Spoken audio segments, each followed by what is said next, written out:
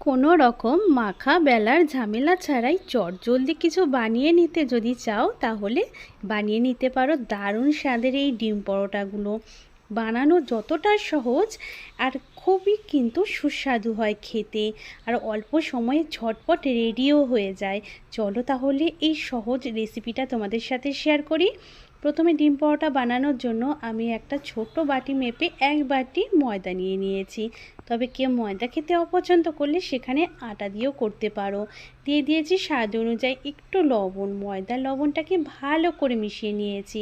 আজকে শুধুমাত্র 2টো ডিম আর এইটুকু ময়দা দিয়ে 4-4টে তোমাদের আমি ডিম পরোটা তৈরি করে দেখাবো। তা প্রথমে অল্প অল্প করে জল দিয়ে ময়দাটাকে আমাদের মেখে নিতে হবে। তো একবারে যদি বেশি করে জল দিয়ে দাও তাহলে ময়দার মধ্যে কিন্তু ছোট ছোট ডেলা পেকে যাবে। তাই অল্প অল্প করে জল দিয়ে এইভাবে যদি ময়দাটা মাখা হয়, ময়দার ব্যাটারটা কিন্তু খুব সুন্দর হবে, কোনো রকম বড় ডেলা কিন্তু আর থাকবে না। দেখো আমি এইভাবে কিন্তু ব্যাটারটা বানিয়ে নিয়েছি, আর ব্যাটারটা হবে একদম গাঢ়ও না একদম পাতলাও না, ঠিক মিডিয়াম মতন আমাদের ব্যাটারটা তৈরি করে নিতে হবে। হাতার পেছনটার দিক দিয়ে আমি দেখিয়ে দিয়েছি, দেখো আঙুল দিয়ে দাগ কাটলে একটা বেশ দাগ বোঝা যাচ্ছে, ঠিক এরকমই আমাদের ব্যাটারটা তৈরি করে নিতে হবে। ব্যাটারটা রেডি হয়ে গেল। এখানে নিয়ে নিয়েছি আমি এখানে শসা কুচি, গাজর কুচি, একটু পেঁয়াজ কুচি, এক টুকরো লেবু আর একটু লঙ্কা। প্রথমে লেবুর রসটা ভালো করে চিপে নিলাম। তারপরে ভালো করে রসটা চিপে নেওয়ার পর এখানে দিয়ে দিয়েছি সামান্য একটু লবণ। তা প্রথমে এবার সব কিছুকে ভালো করে আমি হাত দিয়ে মেখে নিচ্ছি, তাতে লবণ আর লেবুর রসটা ভালো করে কিন্তু এই স্যালাডের মধ্যে খুব সুন্দর করে মিশে যাবে। তা খুব ভালো করে হাত দিয়ে মেখে নিলেই ভালো হয়, চাইলে তোমরা চামচ দিয়েও এটা মেখে নিতে পারো। তা খুব ভালো করে হাত দিয়ে মিশিয়ে নিচ্ছি।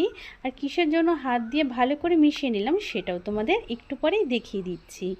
এখানে 2টো ডিম নিয়ে নিয়েছি আমি। তার ডিম দুটো খুব ভালো করে ভাঙতে গিয়ে বেশি ভালো হয়ে গেছে, যার কারণে কুসুমগুলো একদম ঘেটে গেছে। সামান্য একটু লবণ দিয়ে ভালো করে আর একটু পেঁয়াজ কুচি দিয়ে ডিমটা ফেটিয়ে নিলাম। ডিমটাও রেডি হয়ে গেল। আর দেখো হাত দিয়ে মেখেছি বলে কতটা জল বেরিয়ে এসছে, যেহেতু লেবু আর লবণ দিয়ে মাখা ছিল।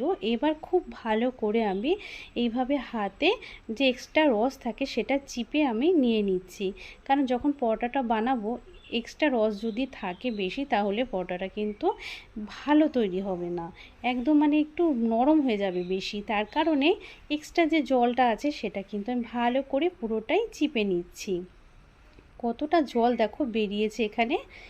এরপর আমি এটার মধ্যে দিয়ে দিয়েছি আর একটু সামান্য একটু বিট লবণ, আর দিয়ে দেব 1 চামচ মতন টমেটো সস, আর একটুখানি দিয়ে দিয়েছি চিলি সস। এবার খুব ভালো করে আমি স্যালাডটাকে সস দিয়ে মেখে নিচ্ছি। এই স্যালাডটা খেতে কিন্তু বন্ধুরা দারুণ লাগবে ডিম পরোটার সাথে। কিন্তু এটাই ডিম পরোটার আসলে একটা পুর রেডি করে নিলাম আমি। তা এখানে চাইলে তোমরা একটু ধনিয়া পাতা কুচিও দিতে পারো। তা রেডি হয়ে গেল। এখানে আমি প্রথমে কড়াইটাকে ভালো করে গরম করে নেবার পর 1 ফোঁটা মতন তেল দিয়ে দিয়েছি। এবার খুব ভালো করে ব্রাশ দিয়ে কড়াইয়ের গায়ে ছড়িয়ে নিলাম তেলটাকে। এবার যে ময়দার ব্যাটারটা রেডি করে রেখেছিলাম তার থেকে 1 হাতা মতন ব্যাটার আমি কড়াইয়ের মধ্যে দিয়ে দেব। 1 হাতা মতন ব্যাটার কিন্তু আমি দিয়ে কড়াইটাকে বেশ সুন্দর করে একটু ঘুরিয়ে নেব, তাহলে কিন্তু একটা গোল রুটির শেপ চলে আসবে। তাই একটুখানির মধ্যেই দেখবে ওপরটা খুব সুন্দর একটু শুকিয়ে আসছে। যখনই দেখবে ওপরটা একটুখানি বেশ শুকনো হয়ে গেছে, তারপর আমরা যেখানে ডিমটা ফেটিয়ে রেখেছিলাম সেই ডিমটা এইভাবে চামচ দিয়ে দিয়ে দেব। অল্প অল্প করে দিয়ে কিন্তু আমি 4টে পরোটা তৈরি করব আজকে, ডিম পরোটা মাত্র 2টো ডিম দিয়ে। তো এইভাবে চামচ দিয়ে বেশ সুন্দর করে ছড়িয়ে দিচ্ছি ডিমটাকে, যাতে রুটির সব পুরোটা অংশেই যাতে ভালো করে ডিমটা লেগে যায়। তো এইভাবে ভালো করে ছড়িয়ে দিচ্ছি একটু একটু করে দেখো। তারপর আমি এবার রুটিটাকে উল্টে দেব। রুটিটা আমি উল্টে দিয়েছি। এরপর সামান্য একটু তেল সাইড দিয়ে দিয়েছি, রুটির সাইড দিয়ে দিয়েছি, তাতে নিচে যে ডিমটা আছে সেটা কিন্তু খুব সুন্দর করে ভাজা হয়ে যাবে। তাই এইভাবে রুটিটা একটু ঘুরিয়ে দিলেই খুব সুন্দর করে পুরো ডিমটার মধ্যে তেলটা লেগে যাবে আর নিচ থেকে ভালো মতন ভাজা হয়ে যাবে। এবার মাঝ বরাবর খুব সুন্দর করে যে স্যালাডটা যে তৈরি করেছি সেই স্যালাডটা দিয়ে দিলাম। এবার এক পাশ থেকে এইভাবে হালকা করে ভাজ করে নিয়েছি। তারপর আবার কিন্তু আমি অপর পাশ থেকেও কিন্তু দেখো ভাজ করে নিলাম। তাই এইভাবে দুদিক থেকে কিন্তু আমি ভালো করে ভাজ করে নিয়েছি। খুব সুন্দর দেখো একটা ডিম পরোটার শেপ চলে আসলো, কত সুন্দর এগ রোলের মতন হয়েছে দেখতে। একটা ডিম পরোটা আমার রেডি হয়ে গেল। এবার আরও একটা ডিম পরোটা আমি এইভাবেই রেডি করে নেব। প্রথমে দেখো ঠিক ময়দার গোলাটা দিয়ে ডিমের রুটিটা রেডি করে নিয়েছি।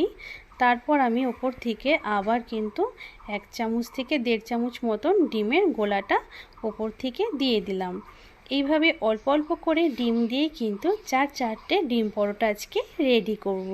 তা দেখো ডিমের এইভাবে গোলাটা অল্প অল্প করে সুন্দর করে কিন্তু পুরো রুটিটার মধ্যে ছড়িয়ে নিতে হবে। তারপর রুটিটাকে আবার উল্টে দিলাম। এবার আবারও একইভাবে কিন্তু সাইড দিয়ে একটু তেল দিয়ে দিচ্ছি, তাতে নিচের যে ডিমের অংশটা আছে সেটা খুব ভালো মতন ভাজা হয়ে যাবে আর খেতেও কিন্তু দারুণ লাগবে। তারপর এবার মাঝখানে আমি দিয়ে দিলাম আবার স্যালাডটা মাছ বরাবরই দিতে হবে, সাইডে দিলে কিন্তু পরোটাটা উল্টে নিতে অসুবিধা হবে। তাই মাছ বরাবর স্যালাডটা দিয়ে দিয়েছি। এবার আবার দুপাশ থেকে একইভাবে কিন্তু আমি ভাঁজ দিয়ে দেব।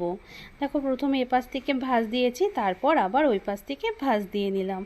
বানানো কিন্তু বন্ধুরা ভীষণই সহজ। চাইলে এটা সকালে জলখাবার, রাতের ডিনার, বিকেলবেলা যখনই কিছু খেতে মন চাইবে এবং স্কুল কলেজে টিফিনও চটজলদি কিন্তু বানিয়ে দেওয়া যাবে আর খেতেও হয় দুর্দান্ত স্বাদের। আর শুধুমাত্র 2টো ডিম দিয়ে 4-4টে ডিম পরোটা কত সহজে রেডি হয়ে যায়।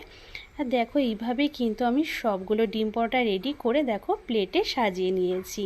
তাহলে বন্ধুরা বিশ্বাস করতে পারলে তো, মাত্র 2টো ডিম দিয়ে 4-4টে ডিম পরোটা রেডি করে নিয়েছি। আর দেখতে যতটা সুন্দর, খেতে কিন্তু তার থেকে বেশি টেস্টি হয়। আর এতটাই সফট আর নরম যে ছোট থেকে বড় সবার ভীষণ পছন্দ হবে। আর এটা কিন্তু সকালে বানালে কিন্তু বিকেলেও কিন্তু একই রকম নরম থাকবে, কোনো রকম শক্তও হয়ে যাবে না। আজকের এই সহজ সরল একদম তাড়াতাড়ি বানানো যায় এই ডিম পরোটা রেসিপি কেমন লেগেছে তোমাদের কাছে অবশ্যই জানাবে। ভালো লাগলে প্লিজ একটা লাইক করে দিও। রেসিপিটা আরও অন্যান্য বন্ধু, নিজেদের ফ্যামিলি বন্ধুর মাঝে একটু বেশি করে শেয়ার করে দিও। নতুন বন্ধু যদি হয়ে আমার রেসিপি দেখতে আসো তাহলে অবশ্যই চ্যানেলটা সাবস্ক্রাইব করে নিও, বেল বটনটা অল করে রেখো।